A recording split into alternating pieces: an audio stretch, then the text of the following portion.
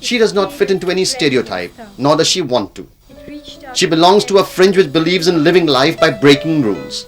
But if she may seem a rebel without a cause, Arundhati Roy has proven skeptics wrong by donning new roles time and again.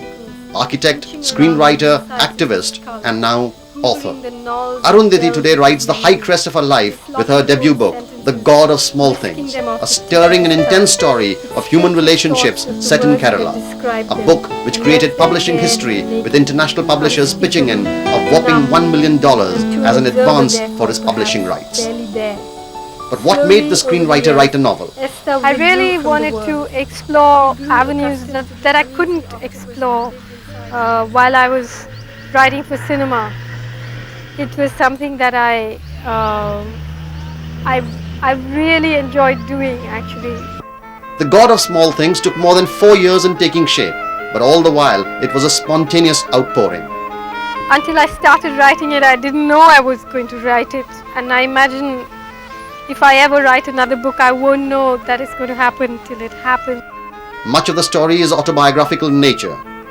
The emotional texture of the book is autobiographical, and there are certain superficial links that you could make with my life.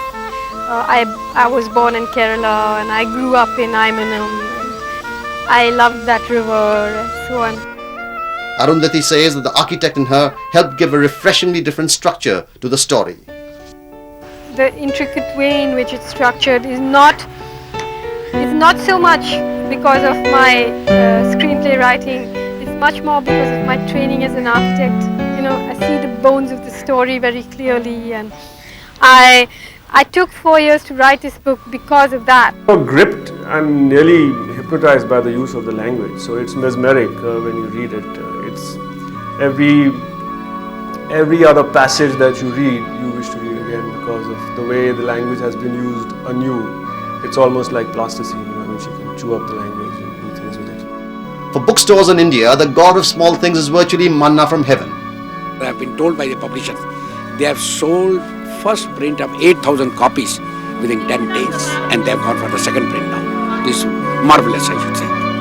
But the moot question is whether the book deserves the media hype.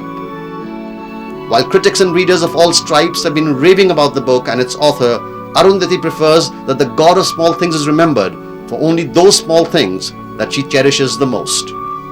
I want people to leave my book with memories of Estapar and Rahel and Ammu and Baby Kochima, not memories of how brilliant this writer is, or what a wonderful country India is, or how much advance did she get, or who's publishing it. I mean, these are ridiculous things to take away from a book.